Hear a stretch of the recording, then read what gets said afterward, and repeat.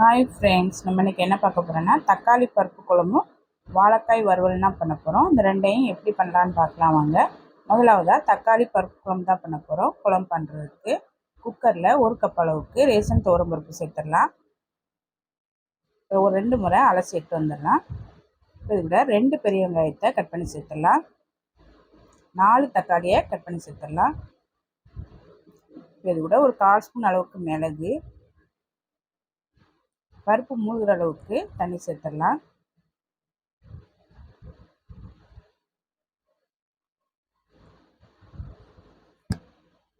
ஒரு பச்சை மிளகா கட் பண்ணி சேர்த்துடலாம். குக்கரை மூடி போட்டு அடுப்பை மிதமான தீயில வச்சு ஒரு 4 விசில் வேக வச்சு இறக்கிடலாம். இப்போ மிக்சி ஜாரில் 10 பல் பூண்டு சேர்த்துடலாம். 3 பச்சை மிளகா, 1 ஸ்பூன் ஜீரகம் சேர்த்து குறகுறப்பாக அரைச்சி எடுத்து தனியாக வச்சிடலாம். இப்போ பருப்பு நல்லா வெந்துருச்சு. இப்போ கரண்டி வச்சு நல்லா மசிச்சிடலாம். இப்போ கரண்டி வச்சு மசிச்சுட்டு தனியாக எடுத்து வச்சிடலாம்.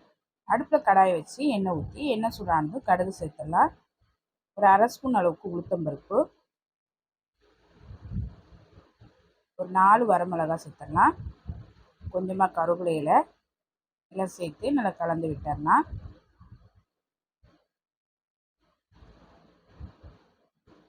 இது கூட ஒரு 1/2 ஸ்பூன் அளவுக்கு மஞ்சள் தூள் சேர்த்துடலாம்.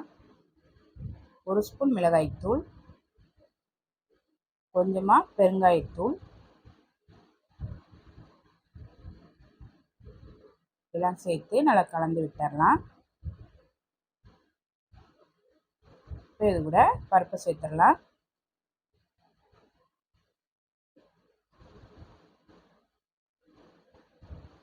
ஒரு கப் அளவுக்கு தண்ணி சேர்த்துடலாம்.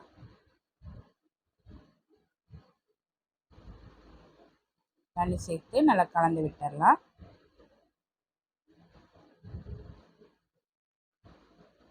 இது கூட தேவையான அளவு உப்பு சேர்த்துடலாம்.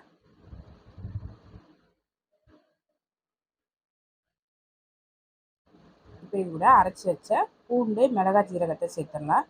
சேர்த்து கலந்து விட்டுடலாம். இப்போ இது கூட எக்ஸ்ட்ரா ஒரு 1/2 கப் அளவுக்கு தண்ணி எல்லாம் சேர்த்து நல்லா கலந்து விட்டு ஒரு 3 நிமிஷத்துக்கு நல்லா வேக வச்சிடலாம்.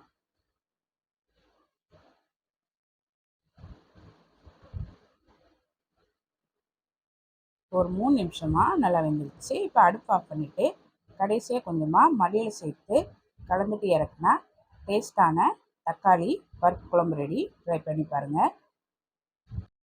அடுத்ததாக வாழைக்காய் வறுவல் தான் பண்ண போகிறோம். வறுவல் பண்ணுறதுக்கு மிக்சி ஜாரில் 2 பச்சை மிளகாய் சேர்த்துடலாம்.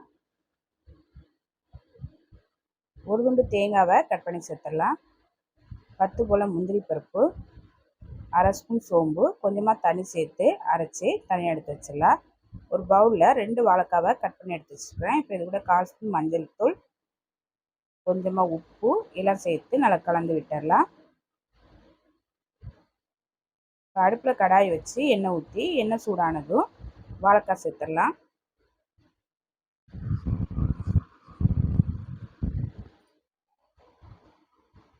வாழைக்காய் சேர்த்து கலந்து விட்டுடலாம். மூடி போட்டு அடுப்பை மிதமான தீயில வச்சு ஒரு 5 நிமிஷத்துக்கு வாழைக்காவை ஃப்ரை பண்ணி எடுத்துடலாம். ஒரு 5 நிமிஷமாக வாழைக்காய் நல்லா வெந்துருச்சு. இப்போ வாழைக்காவை எடுத்து தனியாக வச்சிடலாம். இப்போ அதே எண்ணெயில் ஒரு துண்டு பட்டை, 2 கிராம்பு சேர்த்துடலாம். 1/2 ஸ்பூன் சோம்பு, ஒரு பெரிய வெங்காயத்தை பொடியாக கட் பண்ணி சேர்த்துடலாம். கொஞ்சமாக கருவேப்பிலை இலை எல்லாம் சேர்த்து வெங்காயத்தை நல்லா வதக்கி விட்டுடலாம். வெங்காயம் இந்த அளவுக்கு வதங்கினதும் இது கூட ஒரு தக்காளியை கட் பண்ணி சேர்த்துடலாம்.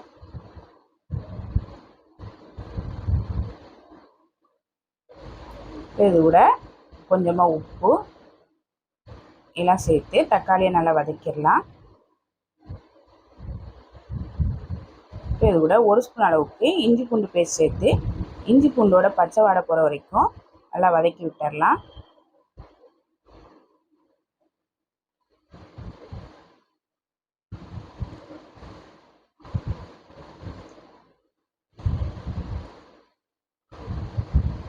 இது கூட 1 ஸ்பூன் அளவுக்கு மிளகாய்த்தூள், 1/2 ஸ்பூன் மல்லித்தூள், 1/4 ஸ்பூன் மஞ்சள் தூள் எல்லாம் சேர்த்து நல்லா கலந்து விட்டுடலாம்.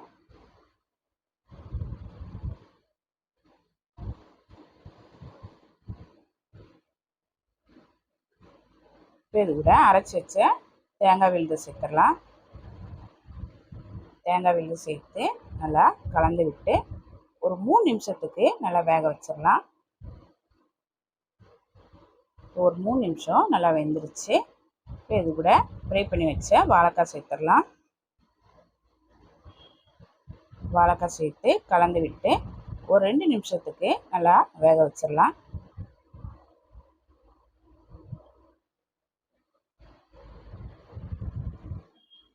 ஒரு 2 நிமிஷம் நல்லா வெந்ததுக்கப்புறமா கடைசியாக கொஞ்சமாக மல்லியில சேர்த்து கலந்துட்டு இறக்குனா டேஸ்டான வாழைக்காய் வறுவல் ரெடி.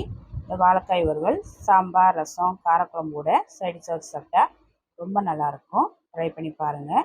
இந்த வீடியோ பிடிச்சிருந்தா நம்ம சேனலுக்கு லைக் பண்ணுங்கள், ஷேர் பண்ணுங்கள், கமெண்ட் பண்ணுங்கள், சப்ஸ்கிரைப் பண்ணுங்கள். கூடவே பெல் பட்டனை ப்ரெஸ் பண்ணுங்கள். தேங்க்யூ.